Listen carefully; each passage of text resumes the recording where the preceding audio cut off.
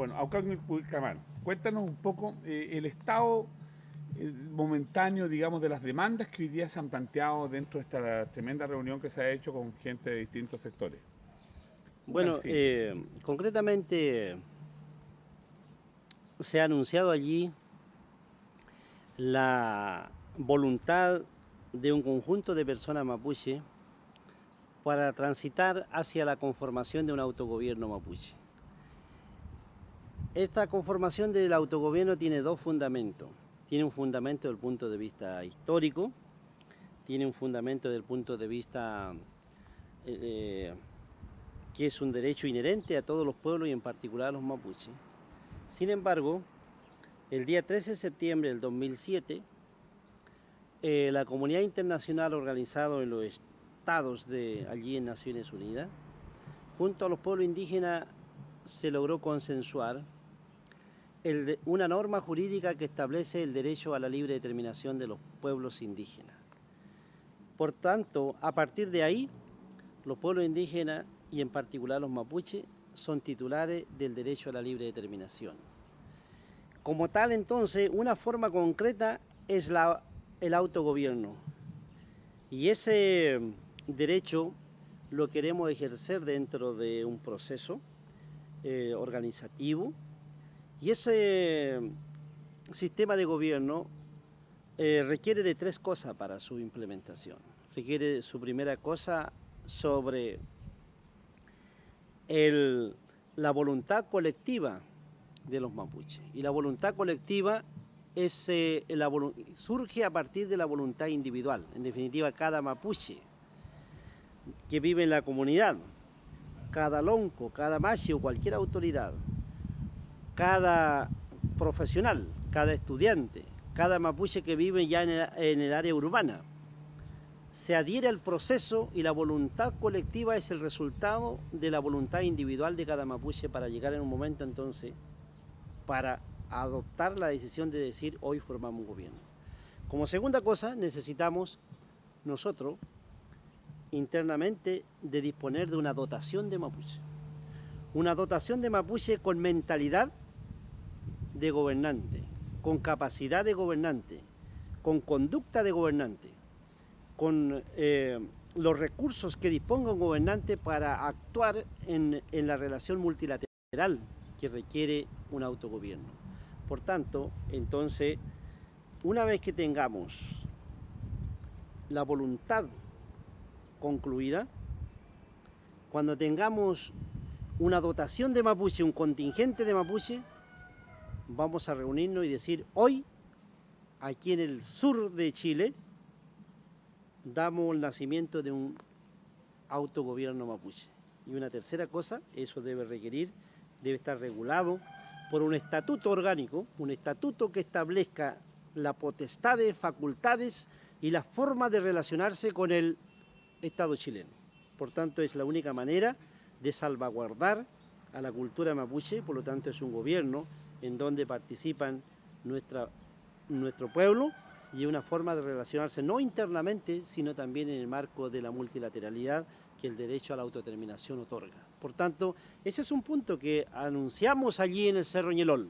Anunciamos que desde ese momento comenzamos a trabajar para eso. Una segunda cosa que ese anuncio en el Cerro tiene dos direcciones. Una es el mapuche como el derecho a autodeterminación y otro asunto que tenemos que hablar con el Estado chileno. La autodeterminación es una cosa exclusiva y única de los mapuches. No depende de ningún gobierno de turno, porque el derecho de autodeterminación, tal como está hoy día concebido en el derecho internacional, nos dice, está suficientemente descontaminado. Dice que los pueblos indígenas no están ni en consulta ni de acuerdo, ni sujetos a una constitución política determinada. Por tanto, depende más de la voluntad de los propios mapuches para llevar a cabo ese gobierno. Una segunda cosa que anunciamos y que tiene que ver con el Estado chileno se refiere al cumplimiento y a la aplicación de los tratados mapuches celebrados en la era republicana.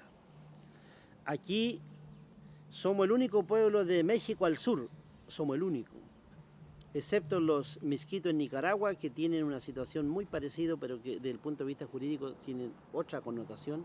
Somos el único pueblo desde México al sur que tenemos tratados celebrados con el sistema colonial hispano y con el Estado chileno en la era republicana. Estoy hablando de 1820 al 1825. 1825 se celebró el último tratado general de los mapuches con el Estado chileno, en donde se ratificaron tres cosas: que la frontera del Biobío seguía siendo la frontera, por lo tanto todo el territorio estaba amparado por el tratado. En segundo lugar, se establece que los mapuches deben respetar desde el Biobío al sur como una jurisdicción diferente, y en tercer lugar se reconoce la soberanía sobre ese espacio territorial. Sin embargo, el Estado chileno lo violó, vulneró unilateralmente con el acto denominado Pacificación de Araucanía. Y entonces nosotros, teniendo los tratados, por un lado, y por otro lado, lo que hay, la novedad es que en la misma norma del 13 de septiembre del 2007, el consenso que se establece sobre autodeterminación, también otro artículo establece que los tratados celebrados con los sistemas coloniales y los estados, sus sucesores, se deben respetar, se deben aplicar de buena fe, tal como estaban contenidos. Por tanto, nosotros, estando conscientes de ese gran instrumento que disponemos internamente, y teniendo en cuenta, por ejemplo, lo último que ocurrió en el debate entre Chile y Perú por el mar territorial, que se está definiendo en la frontera, Chile afirmó en La Haya de que los tratados deben cumplirse tal como son. Por lo tanto, ese mismo principio nosotros queremos aplicar internamente con los mapuches, que los tratados celebrados entre el Estado chileno y el pueblo mapuche deben aplicarse de la misma manera. Entonces hay dos cuestiones. Por un lado, fue un acuerdo interno, y la gran ventaja de esto, el gran fundamento de esto, es que fue reconocido por Naciones Unidas los tratados de los pueblos indígenas, y entre ellos los mapuches. Los tratados no son una situación universal. Aquí hay 4 jurisdicciones en el mundo donde hay tratado. Hay tratado en Nueva Zelanda, hay tratado en Canadá y hay tratado en Estados Unidos, y el único pueblo del habla hispana de América Latina y el Caribe, lo que se conoce, serían los mapuches. No hay tratado en África y no hay tratado en Asia, para no decir de que los tratados es una cosa universal. O sea, si se dice eso, está diciéndose cualquier cosa. Por tanto, entonces, ahí hemos planteado claramente el cumplimiento y aplicación de los tratados. El asunto es cómo se hace eso. ¿Y cómo se va a hacer? Nosotros hemos propuesto que de aquí a 6 meses vamos a hacer llegar una comisión mapuche de alto nivel para constituir una comisión paritaria entre el Estado chileno y los mapuches para buscar fórmulas de aplicación y cumplimiento. Si eventualmente el gobierno chileno, el actual o el que provenga posteriormente, se negara a eso, no deja abiertas las puertas para que esta situación, este reclamo, llegue a La Haya. Y el único pueblo que está en condición de llevar su reclamo en La Haya, no es un reclamo de los órganos de derechos humanos, sino de un tribunal, que es cuestión distinta, prácticamente somos los mapuches. Estando conscientes de eso, entonces, hemos señalado una comisión paritaria que tenemos que discutirle, que lo va a integrar, porque necesitamos personas que conozcan sus contenidos, su aplicación, y no sea una comisión que vaya a deformar o que vaya a limitar o restringir los contenidos de los tratados que persisten. Por tanto, ese es un asunto novedoso que vamos a hacer. Novedoso, complejo, completamente, pero novedoso. Completamente. Ahora, Que por lo menos puede promover un diálogo. ¿Ah? exactamente, Lógico. promueve un diálogo sobre este negociación, asunto. sí. Porque, y hay experiencia, por ejemplo, en Nueva Zelanda, hay una experiencia de cómo se aplican los tratados. Canadá, una parte, no todos los pueblos indígenas, al menos una parte de los pueblos indígenas de Canadá que tienen tratado. Canadá, como es un estado que tiene particularidad entre habla inglesa y habla hispana, lo que de habla hispana, o sea, habla inglesa y francesa, y la parte de habla inglesa han podido llegar a un acuerdo en su aplicación porque tienen algunas normas especiales y están aplicando los tratados en el asunto de territorio y recursos suelo-subsuelo. En Estados Unidos es bien particular en la aplicación de los tratados, porque en definitiva hay cargo. No lo niega tampoco, porque lo reconoce y tiene algún tipo de tratado allí con el pueblo indígena que lo está aplicando. No del todo lo mejor, pero entonces aquí nosotros tenemos que desplegar un esfuerzo que nos permita cautelar el contenido de los tratados para que en definitiva se llegue allí, y si no fuera entonces, si no se da el diálogo constructivo, evidentemente que nosotros tenemos que tomar otra ruta. Estamos viendo cómo vamos a hacer estos tratados, quién va a interponer el reclamo en la Corte Internacional.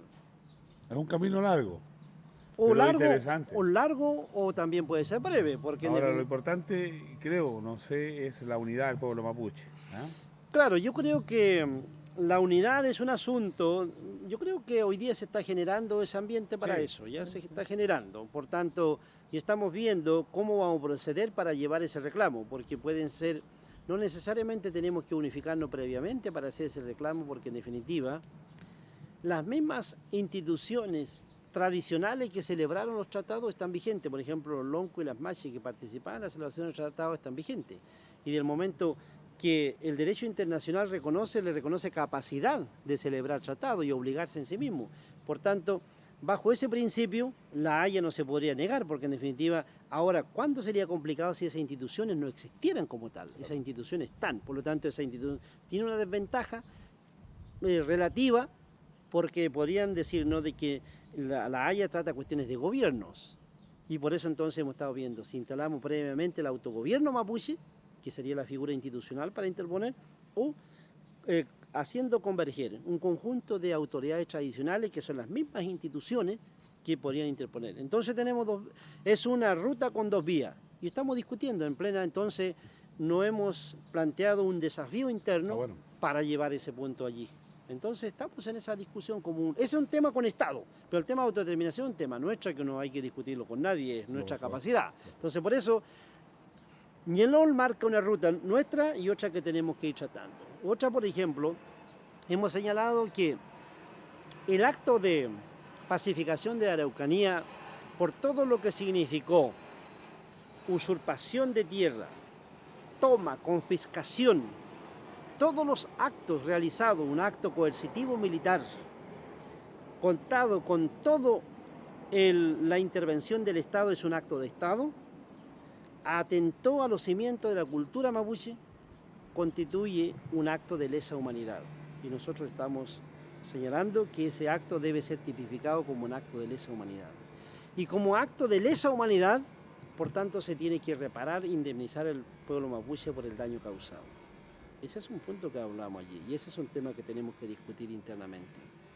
Una cuarta cosa se refiere a raíz de todo esto, del proceso de despojo, la aplicación de la doctrina de la negación, porque aquí se ha aplicado una doctrina de la negación que persiste hasta el día de hoy, y esa doctrina es la que hace reaccionar a las comunidades por distintos lados. Entonces, prácticamente hemos interpelado a la sociedad chilena, estamos interpelando al actual mandatario a que pida perdón por ese acto de la pacificación, denominado pacificación de Araucanía. Y eso, por supuesto, no es solamente un reconocimiento moral, sino tiene que llevar, el pedir perdón por lo sucedido, es un paso previo para que haya un proceso de resarcimiento, indemnización, de reparación por el daño causado. Eso es un tema de Estado que tenemos que discutir. Los estándares para esa indemnización, porque ¿cómo se evalúa que nuestro idioma ha sido negado 130 años? Y claro, es una buena discusión, porque hay que preguntarse y discutir esto. No es aquí, no, si el gobierno democrático da cabida, no es un asunto de democracia, este es un asunto de derecho humano, porque en definitiva es incomprensible que nuestro idioma en el país siga estando negado. Eso es negar el derecho más esencial de una persona. Entonces, el despojarnos nuestra tierra es atentar a la base material de la cultura mapuche. Por tanto, entonces, vamos a discutir con el Estado chileno cuáles van a ser esos estándares y cuáles van a ser los principios que van a guiar. Hemos planteado también que estos temas de reconocimiento constitucional ya no es suficiente, ya esos temas quizá pasaron y no hay resultado, y además hay una experiencia en América Latina y el Caribe, desde México al sur, y hay 20 años de vigencia de reconocimientos constitucionales y no ha resuelto el problema de relación de cultura, de disfrute de los derechos, de restitución de determinados derechos y armonizar la convivencia, no hay. incluso en los propios estados que se declaran plurinacionales, y en la misma situación de Bolivia, y no se trata aquí que el indígena administre el Estado, ya la situación puede ser tan controversial o de la misma manera, porque el Estado es una figura colonial, ya, y independientemente lo administre o no un indígena. Yo creo que en eso a veces se trata de usar como eslogan, y creo que no, el destino indígena no está supeditado a que el Estado se ponga buena gente para que nosotros ingresemos a él. Requiere entonces que el derecho máximo de los pueblos indígenas, el derecho a autodeterminación, que fue conculcado con el proceso de colonialismo hispano y con este caso de los actos de pacificación de Araucanía, que conculcó el derecho de autodeterminación, porque hasta el momento los mapuches se determinaban su propio destino. Y hoy día no es posible permitir que la autodeterminación siga conculcado, cuando por un lado tenemos el derecho internacional, nos ampara, y por otro lado es un derecho inherente. Entonces prácticamente hay un fundamento, no hay cosas antojadizas, no hay cosas de deseo, hay derechos que estamos discutiendo. Entonces en ese ámbito se ha dado esta cumbre en el Cerro Ñelol, y creo que abre una posibilidad de dialogar. Sin duda son temas complejos, estamos conscientes, pero bueno, esa es la complejidad. O sea, La vida es compleja. La vida misma es compleja para un ser humano en cualquier cultura, por lo tanto no va a ser compleja cuando aquí hay un colonialismo, hay una política de domesticación, se aplica la doctrina de la negación con nosotros, entonces con mayor razón esa doctrina de negación genera conflictividad interna entre nosotros, hay un colonialismo interno, hay una domesticación del indígena, entonces de los mapuches. Y esa domesticación evidentemente requiere dar paso previo para restablecerlo, porque en definitiva había una sustitución del sentido del mapuche como tal en su integridad, entonces eso requiere una reparación, lo que entonces invita a que el diálogo será más profundo, pero en términos sustantivos, y no en medida de política pública, de un gobierno más democrático, ni solamente aquí un problema de sistema binominal, no son ese el tema. Aquí hay un asunto de cultura que está siendo amenazada por el colonialismo de otra cultura, en definitiva.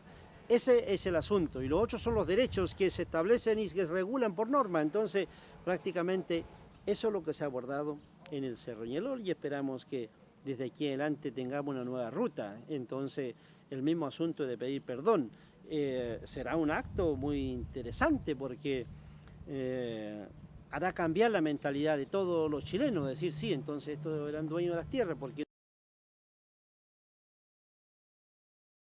no se le pide perdón a alguien que no se le ha hecho nada. Tiene que suceder un hecho para que eso ocurra. Pero no queremos el perdón católico del Papa, es decir, los 500 años,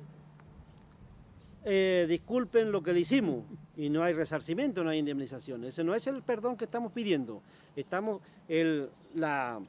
perdón es un acto previo a la indemnización y a la reparación. Entonces, prácticamente, este gobierno de la administración actual tiene grandes desafíos con el tema mapuche. Creo que por primera vez en el siglo le ponemos temas verdaderamente para buscar solución, y tiene la oportunidad de hacerlo. Yo creo que el presidente que pida perdón a los pueblos indígenas va a quedar en la historia. Lo otro, que sean sus presupuestos, buenas carreteras y todo eso, yo creo que son cosas materiales que al final lo puede hacer cualquier persona y no tiene una mayor significación. Pero no se puede quedar solo en el perdón si a la vez no se establecen los estándares para el resarcimiento, la indemnización al daño causado. Hablando de aquí, tengo un puro minuto, dale un paso. Ya. Ojalá que se agrupen y que trabajen, son mapuches, y que avancen, eso. Usted me dice. Bueno, y aquí estamos. Bueno, un Mándenle un saludo saludo para los Peñi, la miel de Antufilu, y que sigan afirmando su identidad, su sentido de pertenencia, porque la cultura es lo más importante que hay que salvaguardar, y la multiculturalidad es una riqueza para la humanidad y para cualquier pueblo y en cualquier parte del mundo. Por lo tanto, eso es un sentido de la vida. No puede hacerse otra cosa si la cultura efectivamente no se respeta y no se valora y no se pone en su debida dimensión. Así que, Peucayal. Chantumay, ojalá que tengamos allá en Los Vilos tu presencia. No, vamos un día, pues. ¿Vamos? Yo puedo ir un día. Y agrupamos ahí, hacemos con los